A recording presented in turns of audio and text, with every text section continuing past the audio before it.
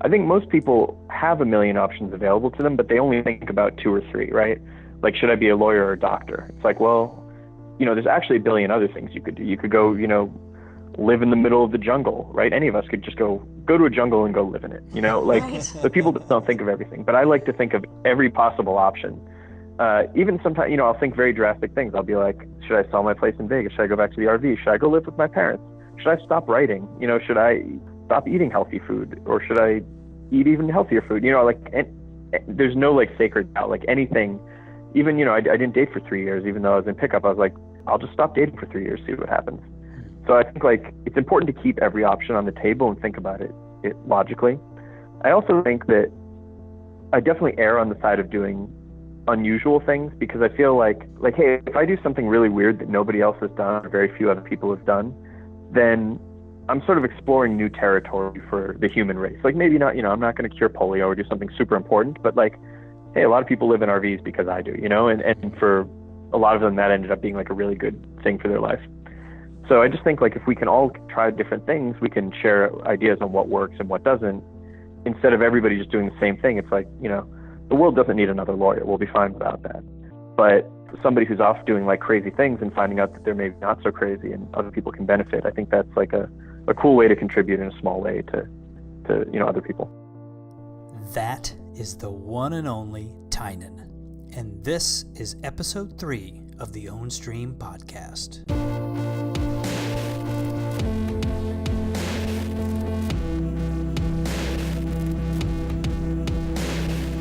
Welcome to the Ownstream podcast, episode number 3, with our good pal Tynan. Appreciate your being with us.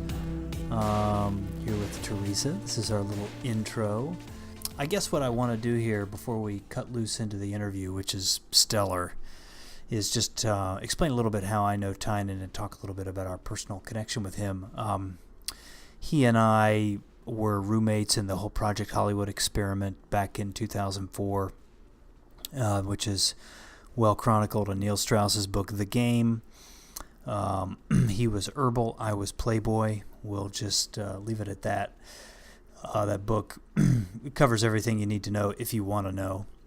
But we've stayed friends after that, and what he's been doing since then, to me, and I know to Teresa too, is far more interesting than anything like that. He's done everything from lived in an RV, bought an island off Nova Scotia. He has traveled the world 10 times over, and he's set up a life that is very flexible, very nimble, very minimal, streamlined, and very efficient. Yeah, you'll be able to tell in the interview that Tynan is just not someone who understands not doing what he wants to do. He has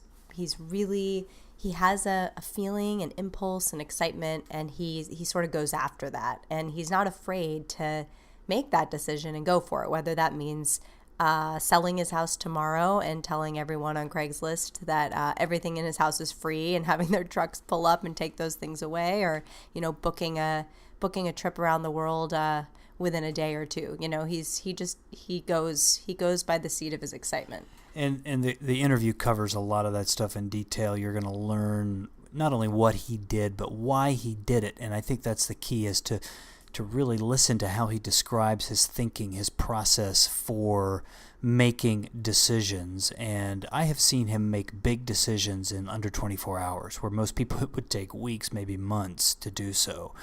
So it's pretty interesting. I think his slogan on his website used to be "Life Outside the Box," and that is true. You're about to hear somebody who does virtually everything differently than the mainstream. Yeah, when Stephen first was creating Ownstream about 7 years ago, he had said a number of times he thought Tynan was the prototype of the Ownstream lifestyle, somebody who just does everything differently. I met him a few years ago when I was thinking about quitting a job, and I just was stagnant. I wasn't really happy. I wanted to travel. Stephen and I wanted to make a big change, spend some time together before starting a family. And we were having dinner in the East Village, and a really great vegan restaurant. And he kind of just looked at me across the table and really put a challenge out to me. It was like a call to action, just like, okay, set a date. He just kind of shrugged at me, okay, set a date. And he was silent. And he wouldn't, kind of wouldn't move on till I did it. And so I did set a date that day, and then I felt committed. I held to it. It was the exact date. That was your final date. That was the date. I turned in my BlackBerry the day before. Yeah, your BlackBerry. So, but it was, he set that call to action for me. Yeah, and it became this line in the sand that she had to adhere to, and she did. It was that really kind of took you from indecision to decision. Yep. That simple command, if you will. One quick technical thing you're going to notice about halfway through the interview, the audio improves significantly. Though the audio at the outset is not bad at all, you can certainly hear everything. It's fine. But we got disconnected halfway through and then found a better way to continue on with the interview. So that explains that. You won't hear any gap in the action there. You'll just suddenly, the audio quality will be much, much better. So heads up on that. So, okay, we're excited to share this conversation with you. We'll be back afterwards to wrap up. Until then, enjoy this terrific interview with Tynan. So anyway, that's how you and I know each other. And so for the last 12 years since that all ended, you've done some pretty amazing things. And why don't you talk in a general way about anything kind of major that you did before that? And when I say major, I mean things that you did outside of the box, so to speak. And then in particular what you've done since then, because I know you've done quite a bit since all that ended in 2004, 2005. Yeah, sure. Let's see. So I grew up in Boston, Massachusetts, and had my whole childhood there, and moved to Texas. Went to high school, went to college. Was never really a college/school kind of person. Always kind of knew I'd drop out. And then when I was in college, I got into online gambling, and I was one of the point whatever percent of people who actually really had a way to beat it. And so for many, many years, I was a professional gambler. Actually, a lot of people don't know that that's the reason I was able to do the whole Project Hollywood thing, because I had enough money coming in from this gambling thing, and I'd sort of automated it. So, moved out to Hollywood because I was just a very introverted, shy person, had no idea with girls, learned pickup, all that sort of stuff. Drama level in that house, as you remember, I'm sure, got a little intense, so I moved back to Texas. And from there I started blogging, I started writing books, and I started making a living, not too much money, but some money off those sorts of things. And it just sort of occurred to me that I'd always thought of myself as this traveler, like a traveling kind of person, but that I hadn't really traveled yet. And I was maybe, maybe like my mid-20s by then, 25, 26. And so I made this decision. I thought, I'm just going to sell everything and I'm going to travel around the world. So I told my friend this, and my friend Todd, and within a few seconds, he's like, oh, yeah, I'll do that too. Sounds good. So we both sold all of our stuff and we traveled around the world. And we sort of followed in the footsteps of backpackers like, Rolf Potts, for example. Mm-hmm. But I think we were really some of the first to travel really full time but be working most of the time. So we weren't doing it to hang out on beaches and party. We were doing it to work and also kind of get to experience the world at the same time. And so, we came back after a couple of years of that, moved into an RV, which I'm actually selling now, but I've had it for 8 years. And so, I lived in the RV part-time, but I never really stopped traveling. And so since then, I've been traveling pretty much constantly. I think I travel maybe, 6 to 8 months out of the year. Now I still write books. I also have a website called cruisesheet.com because I love cruising. I think it's the number one best way to travel. I go on a lot of cruises. And so, now I'm still doing my nomad thing, but actually sort of what I'm doing now that might be interesting to people is, the one downside to all this travel was that I always felt like I wasn't able to get as much work done as I wanted to. So there was some balance of doing interesting things in work, but my work was suffering. And I also sort of missed some of the deep connection I had to places like Austin, Texas, or even LA, where you see some of the same people all the time and, same restaurants. So now my new thing that I'm doing is I'm setting up home bases all over the world, usually with friends. So I have a place in Vegas now. My friends and I bought an island off the coast of Halifax. And then just a few months ago, we bought a place in Budapest. to kind of have a Europe home base, and I have a couple more plans for other places. Yeah, so that's the short version. That's great. All right, so there's a few things in there that I did not know. Obviously, what you raised there at the end, which we'll get into. But so a few things I want to kind of, in terms of your early life. I know what was your specific history with school? Did you finish high school and go to college and then drop out, or what exactly occurred there? And then kind of talk about the decision-making process for that. Yeah, so what happened was, I went to high school and I never really got very good grades. I'd get everything from A's to C's pretty consistently, but I actually had a pretty great time. I had a great group of friends, really enjoyed it. Then I got to college, and it was the same sort of thing where I was really enjoying being with my friends and doing stuff, but,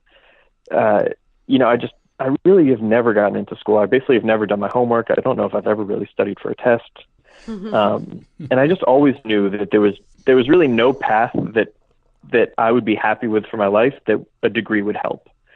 And so I always sort of knew that I'd drop out of school at some point. Like in my, maybe I wouldn't talk about it that openly with my mom, but just in my mind, I knew I would never graduate college, or at least I hoped I would find something better to do. And then, I took a semester off. I was taking things like scuba diving, Chinese and Japanese. So I was just kind of doing things I thought would be interesting and fun. And then my gambling thing was starting to take off, and the time I was spending in school was actually cutting into it. And I just sort of saw it as like, hey, this is my chance, to use that time in a better way.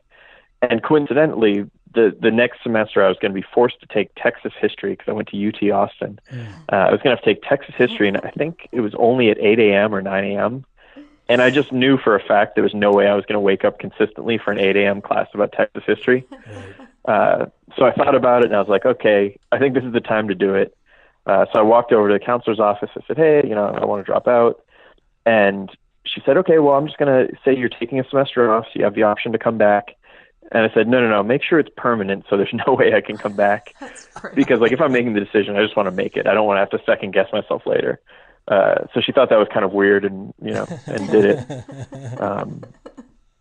And man, I just felt a great lightness on that day. I felt so good walking back to my apartment.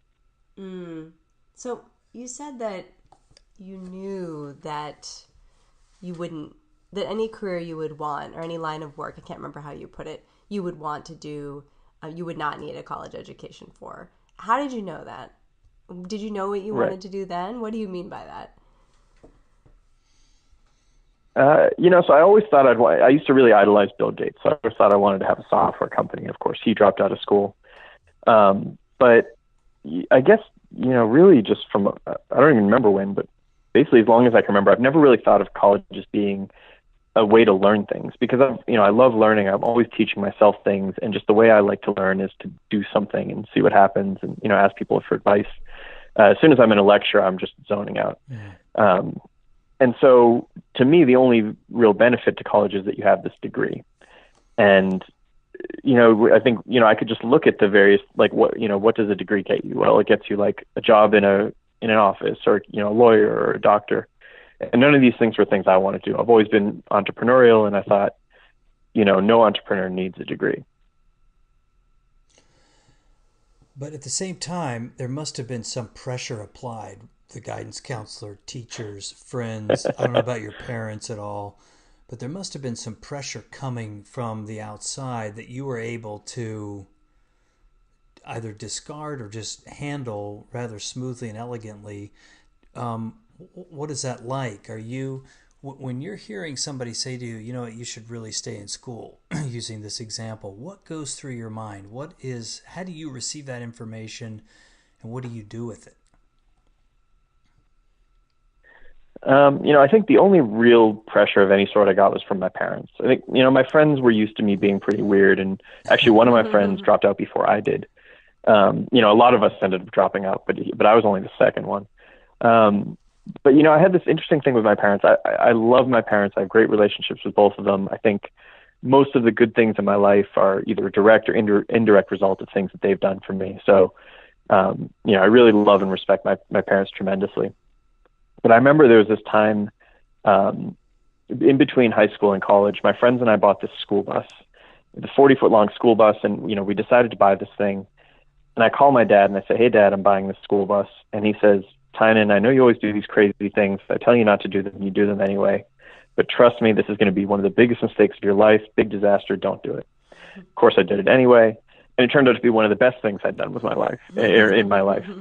And it was sort of at that moment that I realized that, like, my dad is very, very smart, really great parent, like loves me, but he doesn't necessarily always know what's best for me, because I'm the one who has the most experience being me. I know, more about me than anybody else, hopefully. And so it's sort of at that moment that I realized, like, okay, my parents always have the best intentions, but that doesn't mean that they always know best for me. And so, when I was thinking of dropping out, certainly my mom was probably the biggest thing I thought about, the biggest factor I thought about, because I knew she'd be really devastated. And I knew my grandparents would be pretty upset too. But, I think, parents really want their kids to be safe, more than anything else. And I thought that, as long as she would see that I was safe and that I could, take care of myself, she would be okay with the decision in the end. And so, she didn't speak to me much or at all for a month or two, but eventually got over it. Eventually she let me use her name for gambling, because back then I would gamble under a lot of people's names. You gambled under my even name. my grandparents, when I told them, yeah, that's right, I gambled under your name too. Even, they had some college money that, had been set aside for me, and they just gave it to me when I dropped out, which kind of blew my mind. It still does to this day, because they knew that I would use it for gambling, and they still just gave it to me. So I think that, that showed me how much trust they had in me, and it really, made me really respect them a lot. And it's funny, my relationship with my mom was always pretty good, but it was like way better after I dropped out of school, because we had nothing to argue about anymore. That's great. By the way, you've got to tell a little more about the school bus, like what exactly you guys did, because I've seen pictures. I know you've showed me a little bit about that, but that's pretty cool. Talk a little more about what you guys did to that bus. Yeah, so we there's this movie called Road Trip. Have you ever seen that movie? Have we seen that? I don't think we. Who's in it? Yeah, which actors familiar. are in that? The only one I remember is DJ Qualls. It was sort of like, it's like the high school days. This movie was out. I like that that's the one you remember. I know. I don't know why he's the one I remember. Like, I remember what the other ones look like, but not what their names are. But it's this whole movie where these kids go on a road trip, and they basically steal a short bus, and they go on this road trip on it. And my friends and I were watching this movie, and, we really liked road trips. We borrowed one of our friends' parents' van, and we did this big road trip around the U.S. And, we'd take our cars and go on road trips. And I was just like, hey guys, like, why don't we get a bus? Like, that's got to be possible. And so everybody was pretty psyched about it. So we get out this graph paper and we draw, a short bus, and we say, okay, so we could put 2 chairs here. We could have a table here.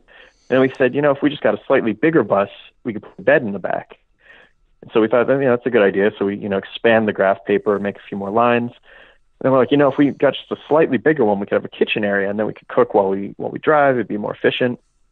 By the end of the night, there's no way we could possibly get a bus under 40 feet, which is the maximum. So the whole next day, I'm like calling everybody, right? I'm calling truck places, used car places, schools, the like municipal bus yard, and nobody can tell me where I can buy a bus. And I can just sort of tell that, like, if we don't buy it that day, it's not going to happen, because, people will realize it's kind of a crazy idea and get cold feet. And so, we'd sort of given up. It's like 5 p.m. and this call comes in from someone I'd called, and he said, I just remembered there's this random guy, about 50 miles down the highway who sells buses. You should go check that out. And so we drive down there, and it's just in the middle of nowhere. We go over this hill, and there's this sea of yellow buses. And we pull in. It's just this one old guy. And we're like, what's the cheapest bus we can buy? He says, well, you can get this one for $2,000. And we look at it, and it has, like, cracked glass and rust. And we're like, oh, all right, well, what can we get for $3,000? And he shows us another one. We take a test drive. It's making this really weird noise the whole time. And we're like, hey, what's that noise? He's like, I don't hear anything. We're like, oh, okay. We get back. We're like, well, how about $3,500? And then shows us this bus, and nothing's wrong with it. And so we just bought it on the spot. So we spent the whole summer, actually maybe this is after freshman year of college, I think it was. We spent the whole summer, we ripped out all of the seats, we put wall-to-wall carpeting in, we built sort of like a TV console and a countertop, couches, and we never built the bunk beds in the back, so that back room sort of became our poker room because we all played poker.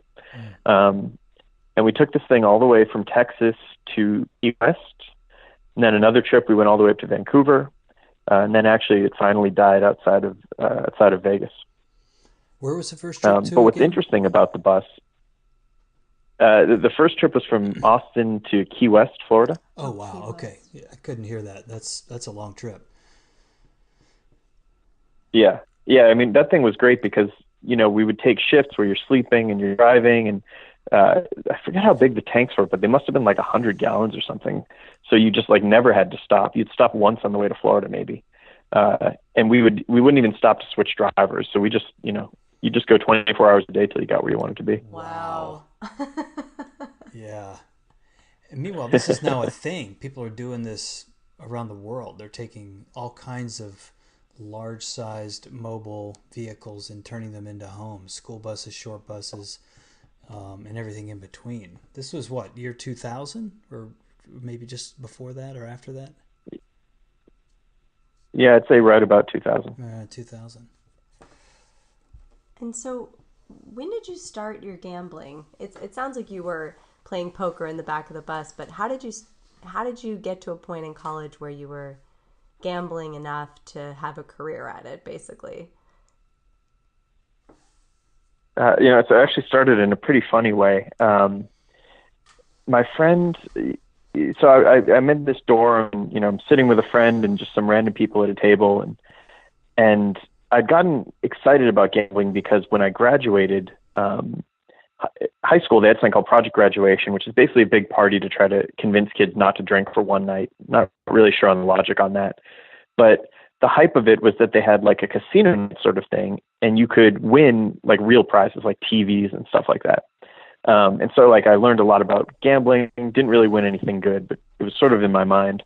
So then I'm here in college at my dorm, and somebody at the table mentions that they're interested in gambling. And I'm like, oh, well, I'm interested in gambling too.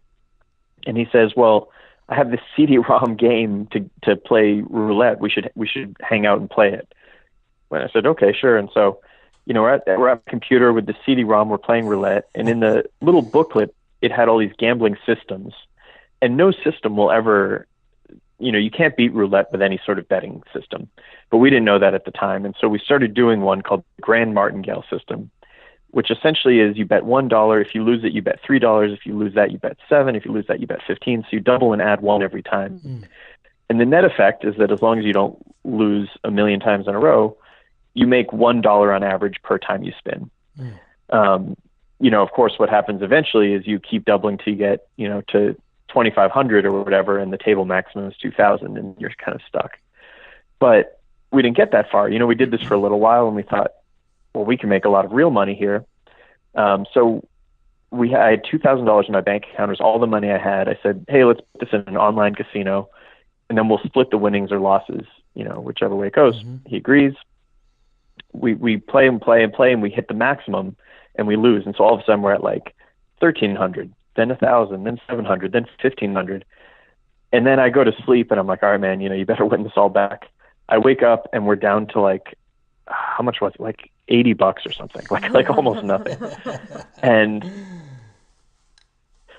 so he comes back up there, and we had a miraculous recovery. And then, we got back to the original 2,000. Then all of a sudden we're at 5,000. Then we have our friends playing our system for us, 24 hours a day, and we're taking over computers in the business room, the business building, and we get up to $15,000. And then in one day we lose 5,000.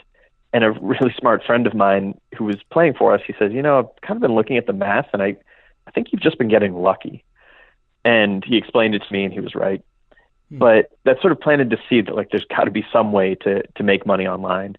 And so I don't really talk about specifically what I do, but or what I did, because it was a little gray area. It wasn't illegal, but it was a little sketchy. Obviously playing under a lot of names. It's not right. You're not supposed to be doing that.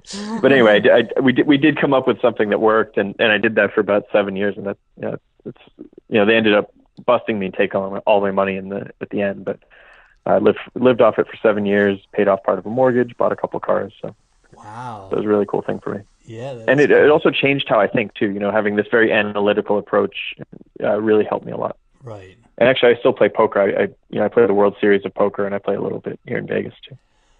Yeah, that's no small thing, that World Series of Poker. I mean, you've got to really be good to get into that, just to even get in. Isn't that right? No, it's actually interesting because all you have to do is pay, and then you can enter. But the bad people get weeded out very quickly. Right. And how many people tend to be in that? Sorry, what was that? How many people are usually in the World Series of Poker total? So it depends. There's 50 different tournaments that make up the World Series. The one that I typically play, there's about 700 people in it. I played one this year where there were only 100 people in it, where I was way outclassed. I was playing with most of the winners of the main event from previous years. But then there's other events I don't play that have thousands of people in them. Wow. Okay, so Project Hollywood happens. You go back to Austin and talk about. So I want you to set the scene for what it was like before you sold everything and went on the road, because there were you were living kind of a high life, if I remember correctly. And then tell us what happened and kind of the process that you used to get rid of everything, and then your first steps onto the life nomadic. Yeah, so I had, during the gambling days, I thought, hey, I have money now, I should buy a house. So I bought this 3-bedroom house in Austin. I changed one of the bedrooms into a movie theater. It was a pretty cool place. And then I had this weird opportunity to split a condo with a friend downtown Austin that was sort of at the time the best condo in Austin. It was like a rooftop penthouse. Now there's much fancier ones, but back then it was pretty fancy. And so, I couldn't turn that down. So I go to sell my house, and one of the bedrooms I turned into basically a warehouse for all of my stuff, because I really liked buying things on eBay and whatever. Mm-hmm. And during that buying process, it had never really occurred to me that there's, for everything I buy, I eventually have to get rid of it somehow, whether I sell it or lose it or throw it away. And all of a sudden I was confronted with dealing with that with so many different items. So, I sold the more valuable stuff, and then, by the time it was down to things that weren't worth very much money, I just put an ad on Craigslist and I said, hey, everything in my house is free, come and get it. And nobody came for 5 minutes, and then 10 minutes. And then all of a sudden, pickup trucks just started backing up into my driveway and in front of my house. And I mean, the bones were picked clean within maybe half an hour. It was unbelievable. And I had this weird feeling where all these people were getting this stuff, and you could tell they sort of felt like they were taking advantage of me. But I almost felt the other way, where I was like, oh man, these poor people are going to have to deal with this stuff, and I'm not going to have to anymore. So I moved into this condo, and I just never, people would come over there and they'd be like, this is a little bit creepy because you have no, I had no furniture. It was just this huge empty concrete building with a couch and a table. And I didn't even have a dining room table or anything. But I loved it. I loved just not having to clean things or organize them or maintain them or think about them. And then I wanted to buy an RV because I remembered, this is my first RV, not the one that I have now. Mm-hmm. I missed the bus days, and I thought, it'd be fun to have an RV just to go on trips. And so I bought this RV in Colorado, and my girlfriend at the time, I was trying to get her to come with me. And she said, well, I know that if I go with you, you're just going to drive 24 hours straight, and we're not going to do anything fun. So I'll come with you if you agree to stop and do fun stuff on the way. So I agreed. And so we lived in the thing for 3 or 4 days. This was a tiny RV. I think it was about 22 feet or 20 feet. And it was so much fun living in this RV that by the time we got back, I never again slept in the penthouse. I lived in the RV from then on, and we didn't even sell it for months later. And so then, when it was time for life nomadic and I just decided to sell everything, all I had to sell was the RV. And then actually, even when we went to go get our backpack, my friend Todd and I I thought, hey, we'll get like a big backpack, like a 50, 60 liter one, like normal people. And it was his idea to get this tiny 28 liter backpack. And I remember like arguing, I'm like, I don't think we can fit everything in that. And that was sort of what started, now I pack very minimally. Like my backpack's 20 liters and it's about a third empty. And I do this, minimal gear post every year. And that's really where that started, was with Todd. Yeah, you inspired us, Tynan. When we traveled through Asia 2 years ago, we went through your gear post and we got, I think, the bigger version of the backpack you use, like the 24 liter. I can't remember how many liter, but it was so nice. And I stuffed that thing full of clothes. I mean, I probably had, 16 items of clothes in it, and I ended up wearing maybe 5 of them all the time. You know what I mean? Like, it just, you learn what you really need and what you don't, right? I love the description of... Oh, go ahead. I was going to say, even then, with first 28 liter backpack, my thought was like, I have this limited space, I'll fill it with as much stuff as possible. And it could like really only be packed one way, and it would take me like half hour to get it all in. And then of course, as you travel, you realize you don't need almost all this stuff and you just get rid of it. You just start shedding it, right? Totally. You talked about when you walked out of college, how excited you were. You felt, I don't know if you said you felt free, but that's how I felt hearing you say it. And then when you got rid of all your stuff, similarly again, you're watching all these people walk out with, a lot of people might feel in those two situations like they're losing some security or, they're losing some security. But you had this common note of freedom there. Is there, that seems like something you pursue innately. Is that always been there, or is that something you sort of more discovered as it was going along in those experiences? I think if you ask my mom, she'll tell you that I've always been like that. I always just sort of, and I don't even know where it comes from, but I just sort of get these things in my head where it's like, I want to do X, and I just do it almost no matter what. And so I think in both of those cases, I felt like my options were opening up, right? Like I try hard not to do everything because I know, you've got to focus your energy, but it's nice to have every option available when you're considering what to do. And so, with no school, now all of a sudden I have full responsibility over all of my time. And so I got to make all of those decisions instead of, having to go with a class schedule and do what I thought was a waste of time. And even every time I sold things or got rid of my stuff, it's like, okay, well, hey, I could go move to Tunisia for a year and, I wouldn't have this place back here full of stuff that I would have to think about. So I really like just always having as many options, and I like when I make my decisions to have as many options as possible. Yeah, it makes sense. Although I think for most people, for example, the decision to get rid of all your things and travel the world is there's a lot of little decisions there, but I'm curious if when you're facing a decision, is that your criteria? Which one gives me the most options? Is there a feeling you're chasing there? Are you like, what's more interesting? What's more exciting? What seems more fun? Because what I've noticed about you is that you can make big decisions, like hard right turns faster than probably anybody I've ever known. I know the decision for you to go to Project Hollywood was pretty quick. For me, it took a little while. Selling all your things, traveling the world, living in an RV, you make big decisions, at least big decisions for one person's life. And so talk about it a little bit, if you can, sort of how that happens, if there's a guiding principle you obey or a feeling you follow in those cases. Yeah, I think it actually comes a lot from poker, because what poker really is at its essence, and actually pickup is also like this to some degree, where you're taking a lot of imprecise information across, a wide variety of indicators. In poker, you're thinking, what's this person's history? What are my cards? What kind of cards do I think he has? What kind of cards does he think I have?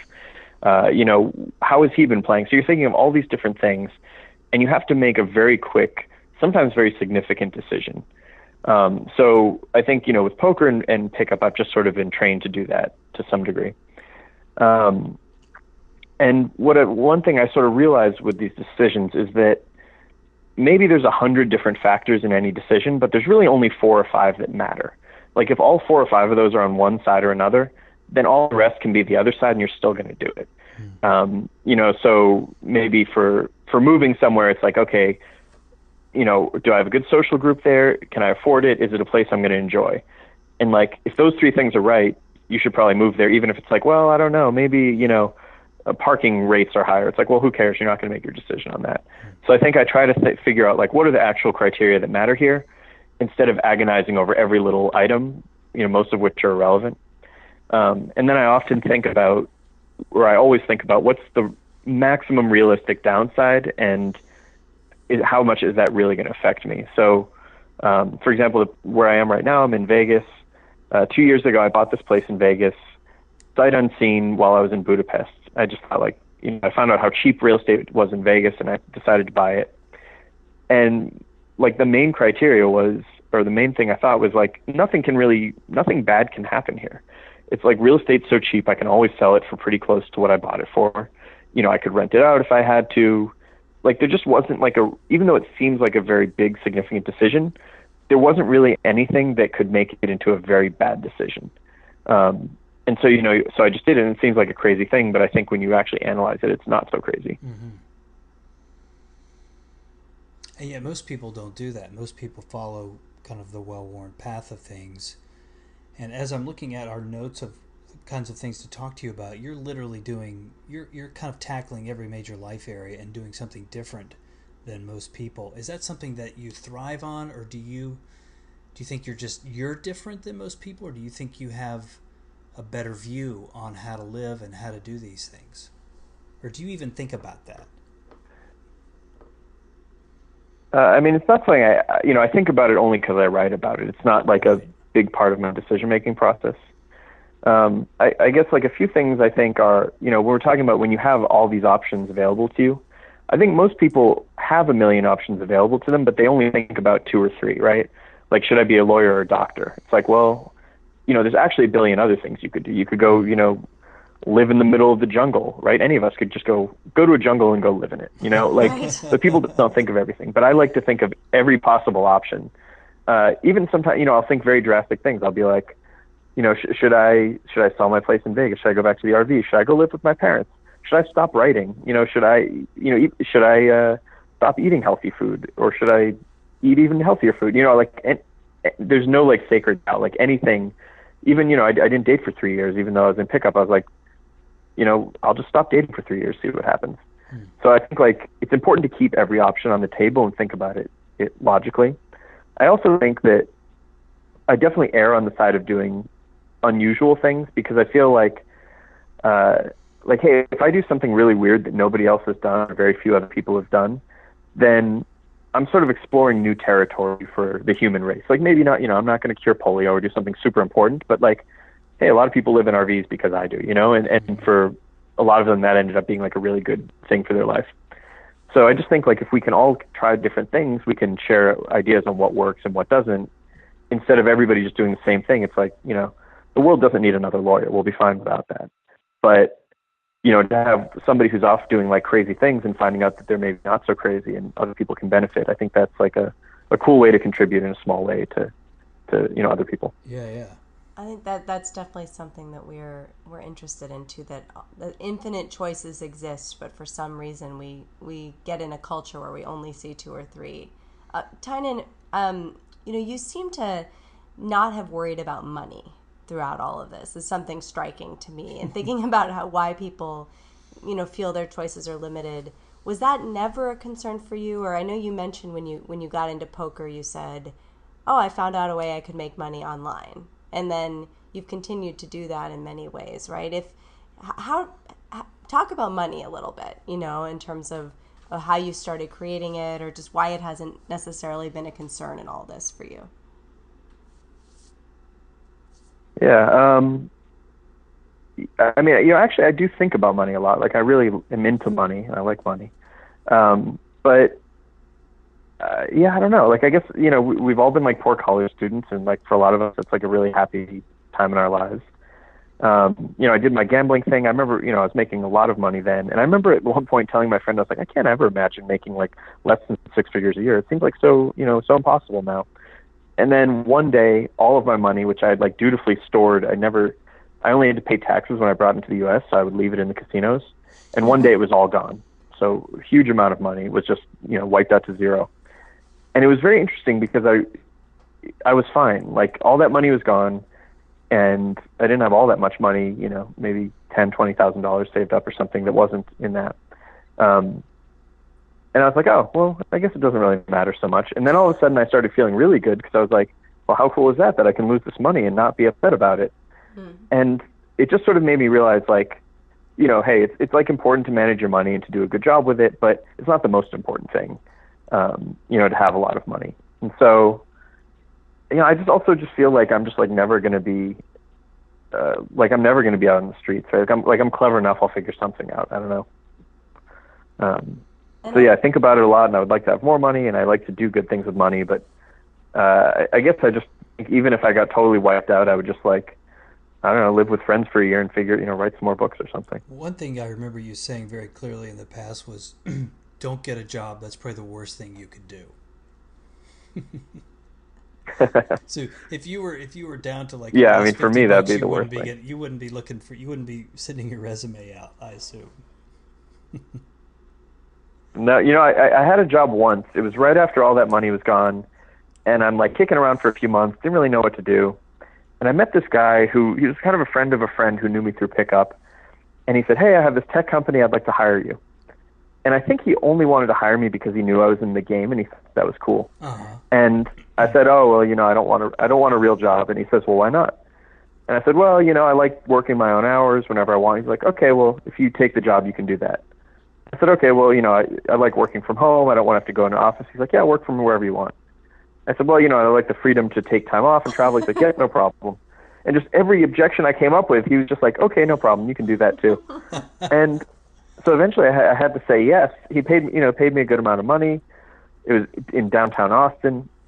And he was like a cool guy. Like I liked him. And so I was like, all right, I guess I'll have a job, And for the first maybe month or so, I thought it was hilarious. Like I felt like I was playing house or something. I'm like, oh, look at me and my desk and my chair and, doing business things. And then it was okay actually. Like it was a good company. My friend Todd ended up working there. Like a lot of the other people there were really cool. So I had like a fun time there. But it was weird because it was the only time in my life I've ever had a fixed salary.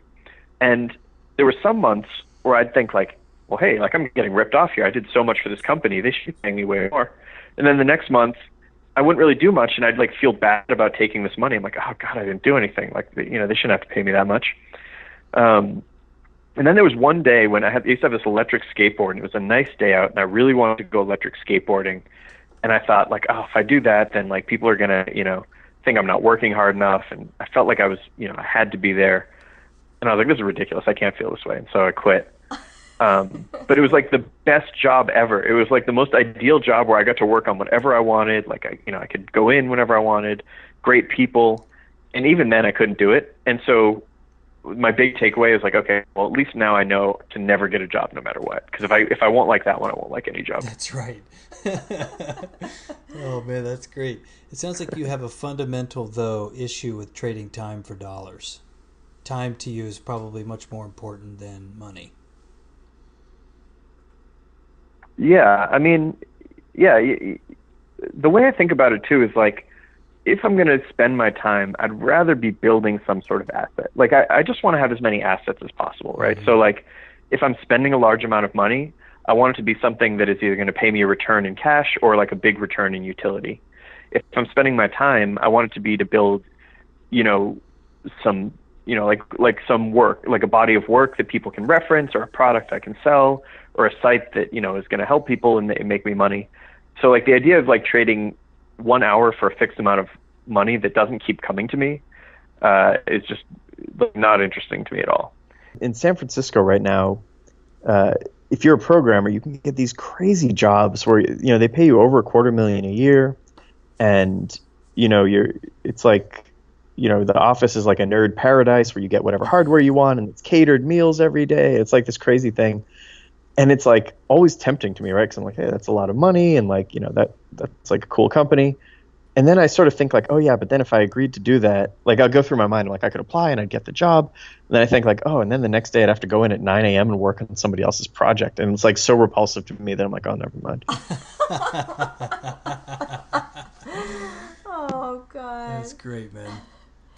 Yeah. So you haven't worried about money and you haven't had a job, but you've done all kinds of crazy cool things. So you've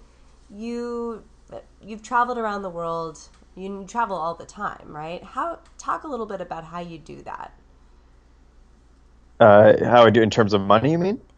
Well, Or money, just how it works? Yeah, how it works in terms of your time and money. I know you have a business too, or you have work that you're doing. Maybe you can talk a little bit about that too. Yeah, I think that like most people have this idea that traveling is very expensive because they're used to going on vacation, which is very expensive. Mm-hmm. But a lot of places in the world are much cheaper than the U.S. Airbnb has dropped prices down. Like Budapest is now one of my favorite cities in the world, and you can live there. It's like hilarious. Like Michelin star restaurants are $20, for a meal, and you can get like an amazing apartment, for $30 a night downtown. So it's just kind of the flights that are the only real cost. You can do the credit card thing, get tons and tons of miles. I'm really into flight deals. So, like I just went to New Zealand round trip for $250, went to London round trip for $280. So, I don't know, like it just doesn't really cost that much. And so I just kind of spend my time, most of the time I work because I just really like working. But then, the time off, instead of playing Xbox or watching TV, I get to see a new city and, drink tea in a Japanese tea room or go to the opera in Budapest or, visit friends in London or whatever it is. And so for me, it's just the whole idea of travel is that I feel like it's sort of like the sum is greater than its parts, where like I have like 75% of a good life in Vegas and 75% of a good life in Tokyo and 75% in Budapest. And you added it up and all of a sudden I get like 200% of a good life is how it feels to me. Because, I can have friends from all these places. I have like connections in these places. I have like favorite places to go in all these places. And I just feel like the perspective I get on seeing, how different people live and interact and all that, I feel like that's really valuable to me. And you have been traveling as a featured part of your lifestyle, not a vacationer, but as a featured part of your lifestyle for what, 10 years, 8 to 10 years now? Yeah, I think it's about 9 to the day. I think Wow. it was January.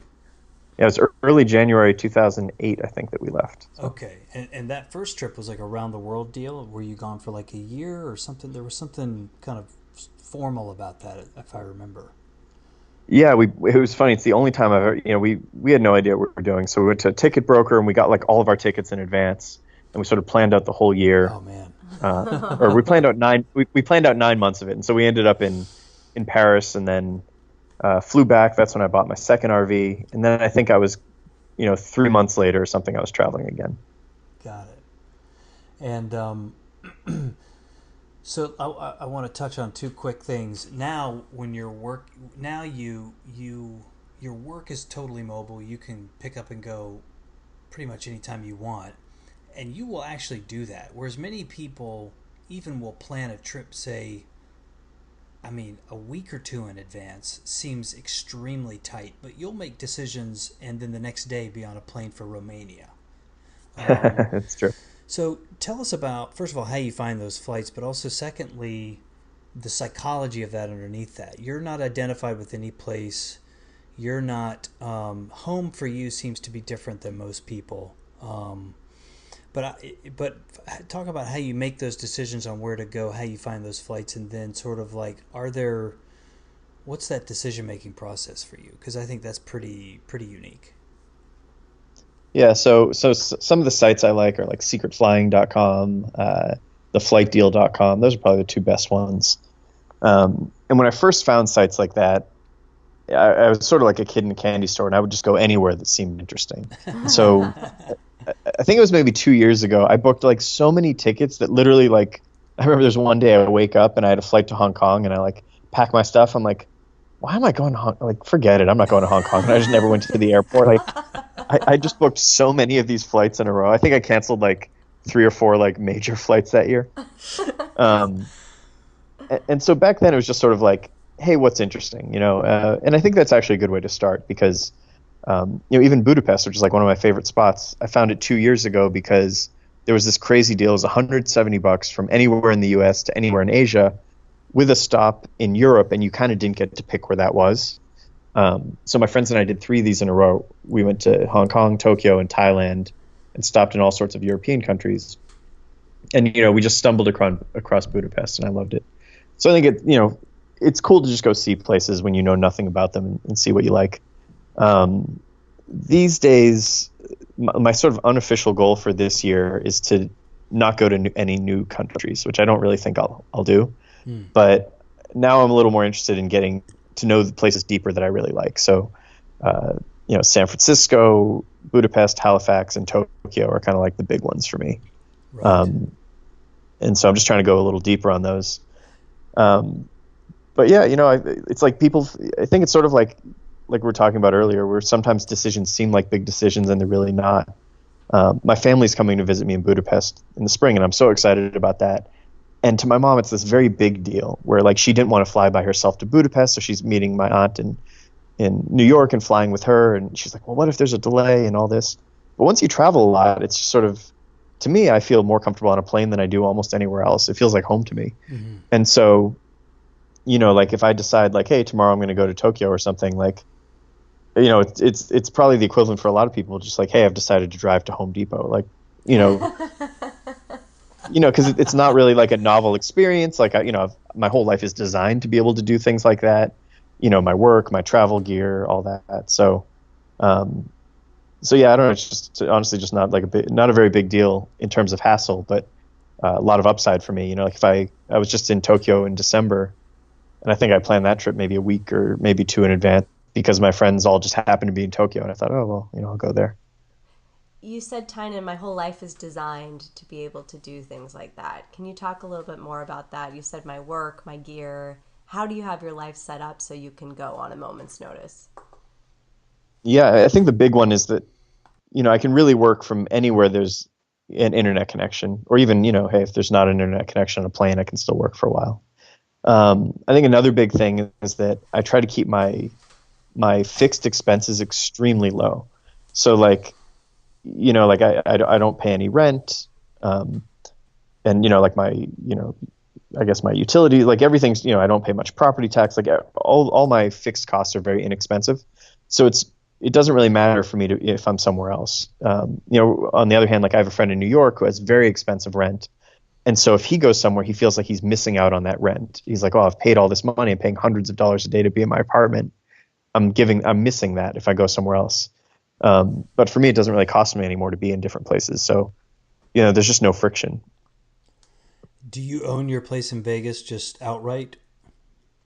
Yeah. Vegas real estate is ridiculously inexpensive. Right. Mm. And talk about your gear a little bit. I know that like your gear posts are epic. They come out, I think, at the end of the year. People like kind of feast on these things, but they're endlessly fascinating. I'm wearing an icebreaker shirt right now. So I think thanks to you. So is Teresa. We're both wearing icebreaker shirts. Nice. Thanks to you. So, but your gear is minimal and maximum impact from what I can tell. Like you have things in there that you can use in various ways. You've traveled enough to know exactly what you need. Maybe run us through real quick kind of the different categories of things you'll bring: clothes, computer, and maybe other tech equipment. Yes, I think the number one big thing is that I only have one pair of pants and one shirt. And that's all I wear all year round. Even here in Vegas, I don't have a closet. I actually ripped the closets out. And then I have gym shorts and a T-shirt for going to the gym. What did you do with the closets? So they were basically like full wall closets, and so I just took the the doors out, and so then the room's just a little bit bigger. Yeah. Nice. You could put some pickup artists in there. They could just sleep in there. That's an inside joke, by the way. So true. There may be some living there now. I'll have to check. Sometimes look out, sometimes they multiply. So you have one pair of pants and one shirt, and I think the shirt is a woolen prints. Is that right? Are you still a woolen prints guy? Yeah, I love woolen prints. It's the company I like the most because I feel like I have to sell as many of their shirts as possible, because if they go out of business, I'm totally screwed. Like, I just hope the guy warns me so I can buy like a lifetime supply of shirts first. I have a woolen prints thanks to you. It's great. Nice. Yeah, isn't it great? Amazing. Yeah. It's really amazing. Yeah, when I first started doing the Gear Post in 2008, or maybe it was 2009 when I wrote the first one, all the gear you had to get was like outdoor climbing gear. And so you looked like a lost German hiker or something. And then, you had the convertible pants, and you had like the technical shirt and all this. And, luckily now, Woolen Prints makes this amazing wool button down. And then Makers and Riders makes these great pants that kind of look like dress pants with like a jean pocket sort of configuration. Yeah.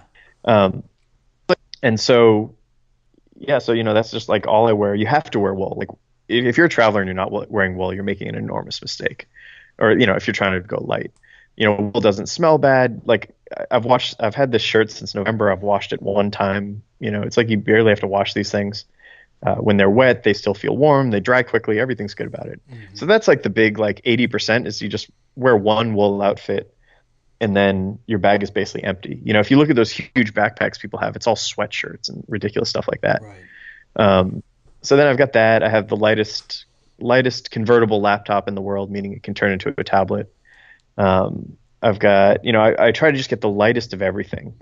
And then, that is fully functional. I really don't have that much stuff anymore. It's like my laptop, it's like my clothes. I have a lot of tea stuff. I'm really, really into tea. So like my one indulgence is this, tea set that folds up, and a water boiler, and an insulated thermos thing. Mm-hmm. I'm always dying to get under 10 pounds for no real reason. And if I would just get rid of my tea stuff, I could be under 10 pounds, but I'm not willing to do it. Not worth it. No, that's not worth it. Yeah, no. And your backpack is how many liters at this point? I think it's like 21, 22. Okay. All right. But it's about half empty generally. Right. It depends. If I'm wearing my cold weather gear, it's basically just empty. So we want to get back definitely to the living in an RV, I think. So we have to cover that. You lived in a big house in Texas. I think it was, you kind of had a big house in Texas, right? You sold all this stuff within 30 minutes, an hour.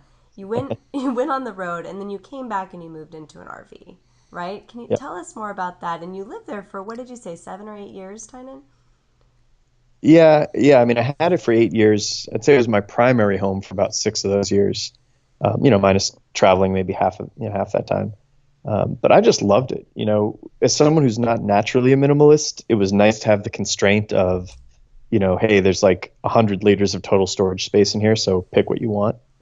And I'm just not a very focused person by nature, so it helped me focus, where it's like, well, there's one place to sit in my RV. It's at my desk. There's a laptop there, so I better work. Right next to it is the fridge, so if I need to make lunch, I move 2 feet over. I don't know. I just loved living that RV. I still love it. I just don't really go to San Francisco anymore. It's the only reason I'm selling it. And tell us more about how you lived in an RV in San Francisco. Where did you park Yeah, where did you park it? So for most of the time, I just parked on the street, which is sort of a hilarious thing because you have to move it every week, and the cops are constantly harassing you, and you do this thing where they don't know for sure if you're in it, so they can't give you a ticket unless you answer the door. So you sort of like hide, but then they know you're in there, so they're like pounding on the doors and trying to get in. It's very stressful. Yeah.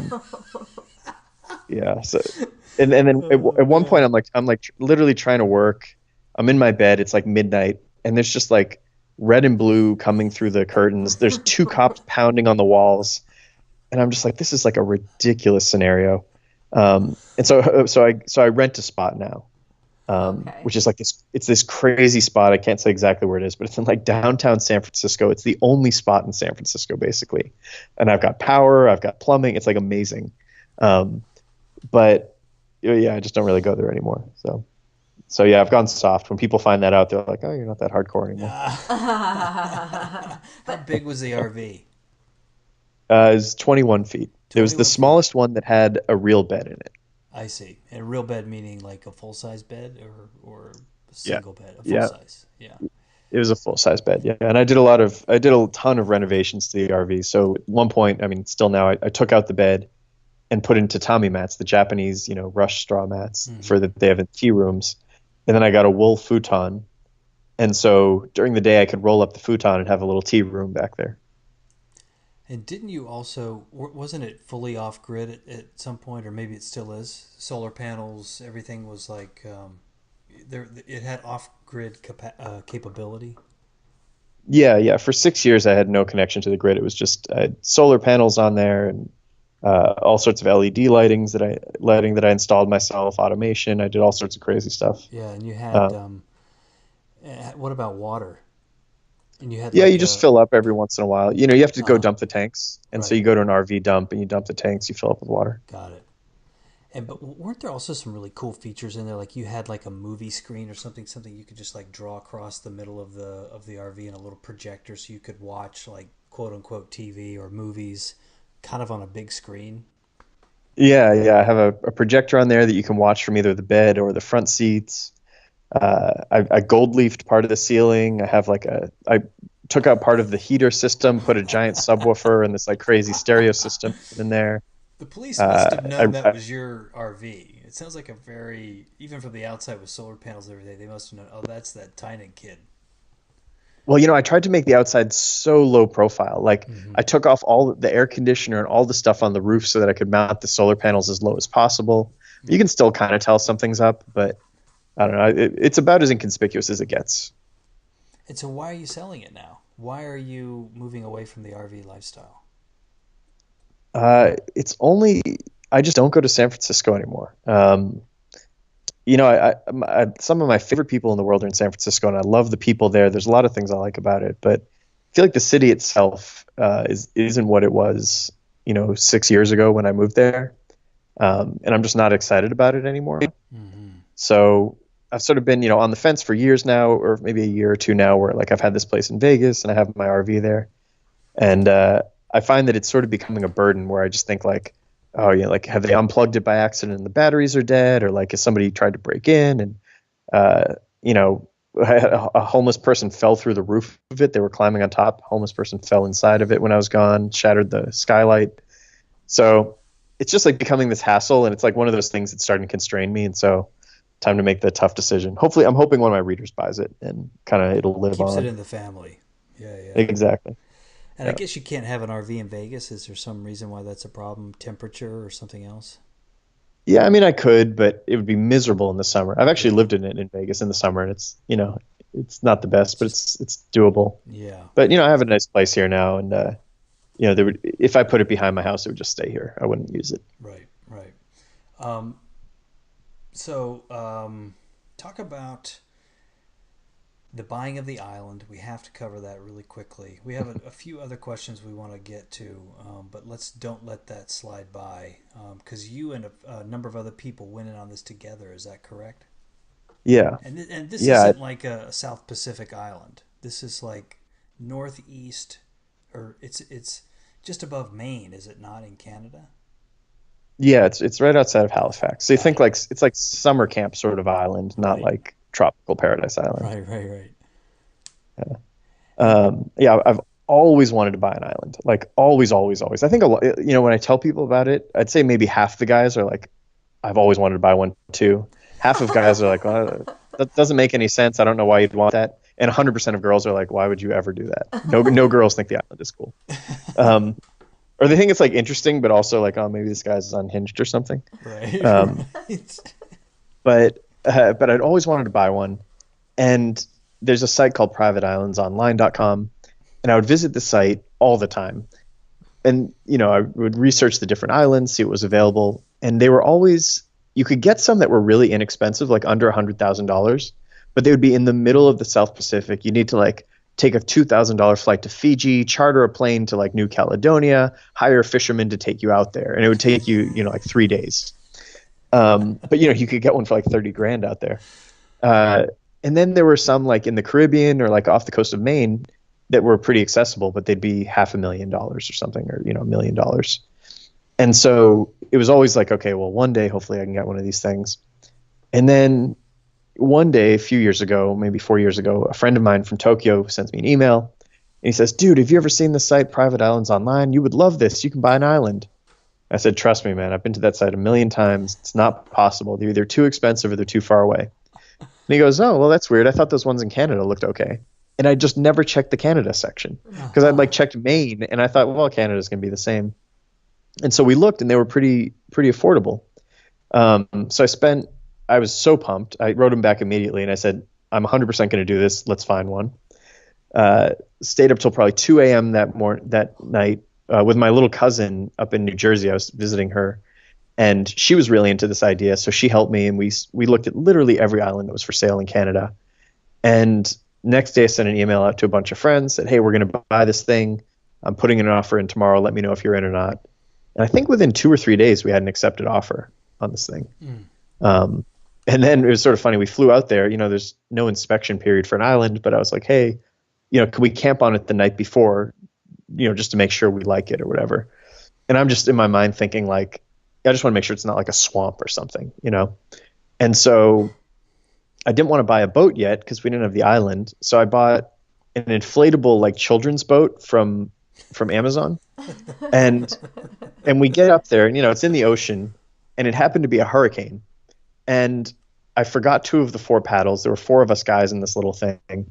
And one of the chambers of it wouldn't inflate, the one that keeps it rigid. So the waves would just sort of like, wave the whole thing. And it was a foggy hurricane. It was like a total catastrophe, going back and forth to the island in this little paddle boat. But yeah, we checked it out and it's awesome. We've had it for 4 years now. We built a huge yurt, 800 square foot yurt on it with a loft. We built an outhouse, outdoor shower. We built a dock, which we almost lost with the boat this year. We bought a boat and then we sunk it by accident and got shipwrecked, bought another one. All sorts of adventures. We made a lot of trails. And so as you're going along, are you teaching yourself these things, like how to build a yurt, how to build an outhouse, how to do plumbing? Are you just like on YouTube learning this, or how do you get that stuff set up? Yeah, I mean, that's the whole point of the island for me, is like just getting to do stuff with my hands and learn these things. And so, yeah, it's YouTube and trial and error. And like, my dad's a carpenter, so I have like a false sense of confidence because I've seen these things done before. Mm-hmm. And then one of my friends, his mom's a carpenter and he's like a little better at a lot of the stuff than I am. So between him and me, we kind of figured it out. But it's cool because it's our island. So even if we screw it up, it's like, well, you just do it again. And you have this sort of long horizon where it's like, well, we're going to have this island forever. We're going to pass it down to our kids. So, if we have to build something twice to get it right, or we have to like spend a lot of time learning, like, hey, a lot of people get to enjoy it. So it's worth the time. It is. Yeah. And one final question on these kind of lifestyle things, although there's so much more to it than just that, but if that's kind of how we categorize it, it sounds like if something really excites you, you're going to do it. Has there ever been anything that was really exciting to you and you did not do it? And if so, why? I mean, maybe you look at the logistics sometimes. Like a couple of years ago, I really wanted to buy a cruise ship, and I still really want to buy a cruise ship. But it's like the amount of coordination that's going to have to go into that is like more than I'm willing to put into it right now. I really want to buy an airplane, but I can't afford that yet. But generally, like, anything that seems interesting, I'm definitely going to research the hell out of it.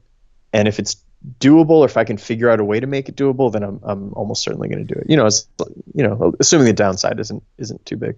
And so what is this faith that you have, or this trust that you have in excitement there, I mean, do you on some level feel like that's why you're here, to follow your excitement? That's what else is there worth living? Kind of talk about when you get excited, what's that like, and what is the maybe the set of beliefs under that about excitement itself that propels you forward? Because you probably know this, but many people don't do that. A lot of people get excited about things, but for some reason, all these other voices that they might adhere to, maybe more so than their excitement, interfere with that action. I mean, actually, I think the excitement is more of a byproduct than anything.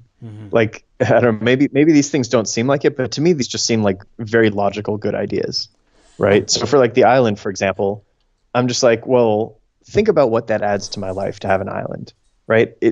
I can bring my friends there, I can bring my family there. I get to spend more time in nature. I get to learn to build things. I get to like learn about being totally off the grid. Like to me, there's just like so much positive stuff that it brings to my life. And I think what most people think is they get to that part and then they're like, oh, but it's too crazy. It'll never work. And so I think the difference for me is I think like, okay, how can I make this work? Like there's got to be some way to make it work. So in this case, I would have, if you'd asked me at the time if I wanted to share the island or have it to myself, I 100% would have said I wanted to have it to myself. But I can't afford it myself. But I was like, hey, if I split it 10 ways, we'll each pay less than 10 grand and we'll own an island. Like that'll be cool. And then, later it turns out that owning it with friends is like the only good way to do it because we all work and, when we sink a boat, it doesn't fall, I don't have to pay for the whole thing. But to me, it's just like this, I have a lot of stubbornness where if I get this idea in my head, I'm like, okay, this is definitely a good idea to do. How can I make it happen? And I think I'm just willing to, or wired or whatever it is, to think way outside the box and think like, okay, there's got to be some way, like let's work backwards. It's like, what's some other ways people have done this? What's ways people haven't thought of for doing this? And if I think a lot of people, when they think like, oh, nobody's done this before or nobody does this, they see that as a warning sign. Whereas I see that as like, oh, sweet. This is like, that probably just means there's less competition here. So I should go do this. Like even when we bought the limo back in Project Hollywood, like nobody buys limos because they think it's crazy. But I was like, well, if nobody's buying limos, they must not be expensive. Right. And so that's how I found out about them. And then Neil ended up buying one. And it's a good way to get surfboards to the beach. Exactly. That was what it was used for, it seems. Yeah. So, I think we're kind of running low on time, but I do want to kind of get to some kind of core understanding about what your worldview is. And I think the way we would go about that is spiritual, or at least we would categorize it as such. I don't know kind of how you feel about that word or that type of thinking. But, a lot of people look to spirituality, God, faith, whether that's church, whether that's yoga, whether that's meditation, whatever a person's form for that might be, to give them the resources, let's call it the inner resources, to take big chances, to take big leaps or risks, or make big changes in their lives. Do you have something like that you fall back on or that supports you? I mean, I'd say I'm maybe the least spiritual person on earth. But I think the closest I can get to it is I constantly think about how it's essentially impossible that any of us are alive.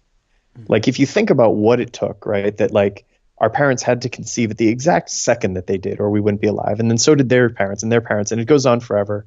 And then you can think like, what are the odds of this world even existing to begin with that has, an atmosphere we can breathe and all, you think about all these things. And I think it's so impossible that we could even be alive that just being alive is the greatest gift ever, and I believe it's all science. Like I don't really believe in God or anything like that.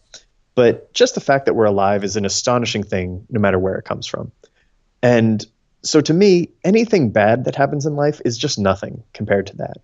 Because it's like, oh, hey, like, even like, hey, like I have had friends that have died. I've had, family members that have died, and that's a sad thing. Bad financial things happen, whatever, girls break up with you, whatever it is. And I think, yeah, but hey, at least we get to be alive. Like in comparison, it's just nothing. And so I think when I think about these big chances, taking risks, although I actually don't really feel like I take that big of risks, but when I think about them, I think, well, hey, at least I'm alive. No matter what happens, I'm still alive. And, you can't take that away, or you can't take away the fact that I had a chance to live. So that gives me a lot of optimism, a lot of happiness, and just kind of, makes me feel like the lower threshold for anything is not that low. Yeah. So Tynan, we have a series of questions that we ask people at the end of the call. Well, before we do that, though, I want to ask you one kind of follow-up. That being said, I know you've gone on a Vipassana meditation retreat. I think you have, or at least you used to have, a kind of like a morning routine that maybe you tried and abandoned. But is there anything that you do, say, at the beginning of the day that helps get you in position to be focused and working and feeling good when your day starts? Yeah. And in full disclosure, I did bail on day 3 of that Vipassana retreat because it turns out meditation wasn't what I thought it was. But every morning I drink tea. And like even today I was kind of making my schedule. I was like, I'm going to make like a new schedule for myself, kind of get a little structure. And I blocked 2 hours out for tea because to me it's just a very important part of my day. 2 hours. It's very good for you. I'm doing other stuff. I do like a little planning and writing or whatever, but that's sort of the focus is the tea. What kind of writing are you doing? Like journaling, or what does that look like? Yeah, it's just very short. I just sort of have a daily, just where I'm just kind of planning my day and just like, hey, like not feeling too motivated today, might try to do this, or, maybe some reflection on what I did yesterday, just sort of collecting thoughts in a written form. I just find it helps me focus a little bit. Otherwise, if I start planning my day in my head, then I get distracted sometimes. So yeah, just kind of, just drink my tea and I think, I read my email. It's not like super solemn or anything, but it's just kind of, the caffeine from the tea and the L-theanine helps with focus. I really like tea. I like the ritual of it. I do it in the Chinese style. And it gets you hydrated, which especially in Vegas is important, and just kind of gives me some time to write down what I'm going to do for the day. Got it. Or maybe read some emails, kind of see what I'm up against, or yeah. Cool. All right. Well, there's about 12 other questions here that we wanted to get to, but we're out of time. I can't. Yeah, I'm long-winded. Yeah. No. This has really been amazing. So. What we've created here is a series of 5 quick kind of questions with hopefully quick answers that we can kind of wrap up with, that we're asking all of our guests the same one, just so people can kind of get compare sort of what your responses might be to other people's and what resonates, what doesn't. And these each have a different angle into something that we think is interesting. We'll go back and forth, Teresa, and I'll ask the first one. What book or books, in a maximum of 3, would you want your kids, assuming you'll have kids someday, would you want your kids to read, or if no kids, what books should all young people read to prepare them for life? Oh, man, I already got 3. Number 1 is Difficult Conversations. In the same way that with pickup, I thought like, well, you're just kind of born with what you have and that's it. And then I learned that you could actually learn social skills, and that changed my life. Difficult Conversations was the same thing, about having those like breakup conversations or negotiations with your boss or breaking news to somebody. So that was a big one for me. There's a book called, I think it's called The Ancient Art, or A Guide to the Good Life, The Ancient Art of Stoic Joy, or something like that. I read that book and I thought, this is exactly how I think, except much more organized and well thought out. So that's a book I really resonate with. And it's the same sort of thing I was talking about, where it's like, I'm just so happy to be alive. I feel like a lot of that's carried through that book as well. And so if people don't feel that way, they should read it. Those 2 are like easily number 1 and 2. And then slightly more distant number 3, there's a book by Ray Kurzweil called Live Long Enough to Live Forever. And there may actually even be better books now than this one, but that was the first book that explained to me why I should eat healthy food, how it was going to affect my organs and longevity. And that's what got me from eating like crap all the time to like really eating healthy food all the time. Oh, Tynan, we really wanted to get to your diet. That was on our list of questions we didn't get to. So maybe we can get to it through this question that's on our list of 5 through the back door. What is the best meal you've ever had and why? Oh, Chipotle. I love Chipotle. Fast food, or technically fast food. Well, I mean, it's quick food, but Quick Chipotle, food. Right. I eat the same thing every day. What do For you lunch, I get? have sardine. So for lunch, I have sardines and tuna at home, and then it for dinner, I go to Chipotle and I have a salad with steak and barbacoa and guacamole and salsa and stuff like that, and beans. I love Chipotle. I love Chipotle too, though not clearly as Oh, much as you. But that's surprising. yeah, The Do best you you ever had, but it's one that you eat every day.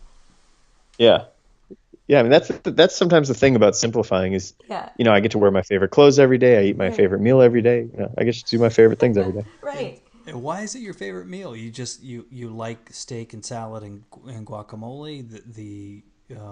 It fits the diet you're on now. I mean, all of the above. It's super healthy. It's very quick. It's a large amount of food. I like how it tastes. It's a decent price. Like I just think everything about it is great. Every day, literally every day, Chipotle, and every day I just think this is so great that I'm eating Chipotle. I love it. So I look forward to it every day. Love it. Love it. So, same with the sardines. Okay, question number 3. What thing, item, or keepsake have you owned for the longest period of time, and why? Oh, that's a tough one. What have I owned for the longest time? Trying to think if anything made it through the purge of Right. life nomadic. Yeah. Heck, it might be Oh that man, I one don't. print shirt. Yeah, I get a new one every year. You've never seen so much commotion about a new shirt every year when I get the new shirt. It may actually be the RV, sad as it is, because I'm selling it. I don't know if I've had anything, if I have anything that predates that RV.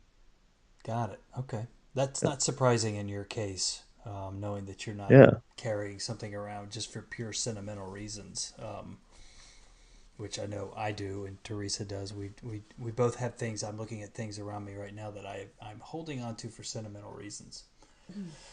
Well, it's funny. As you say that, I was looking at my coffee table, and I do have a signed copy of the game. So I guess maybe that's actually the thing I've had the longest.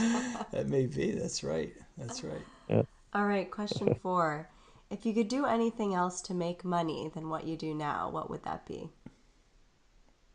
Oh, I would love to be a rapper. Yeah.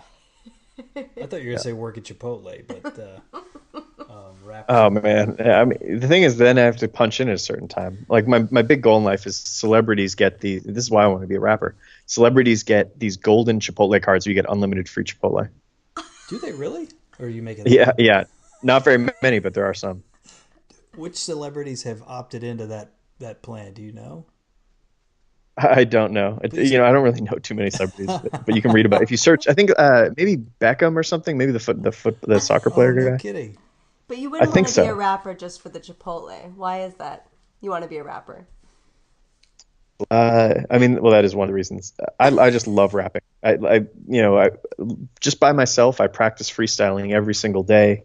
I go to karaoke as much as possible. I really just love rapping. I'm going to spare you the obvious add-on question here is, would you rap for us? Because that just seems a little lame. But okay, last question. This ought to be particularly interesting in your case. What have you learned in the last 30 days that you think everyone should know? Last 30 days. Let's see. I don't know that I've learned anything in the last 30 days. I've been trying to learn less, honestly, because I used to learn everything. Like there's one year I learned some bits of 8 different languages, and then I sort of felt like, hey, I'm learning too much stuff. I should be applying it more. So, so I don't really know that I've learned anything significant in the past 30 days. What about in the last year? Say something on the island, some carpentry thing. Like I've always thought, like people, I love that notion of Thoreau's that everybody ought to build their own home. It sounds like you've probably, I can't even imagine how much you've learned working on that island. Is there anything there that you've just been particularly surprised with, or you think is like extra cool, like maybe the yurt or plumbing? I mean, I don't know.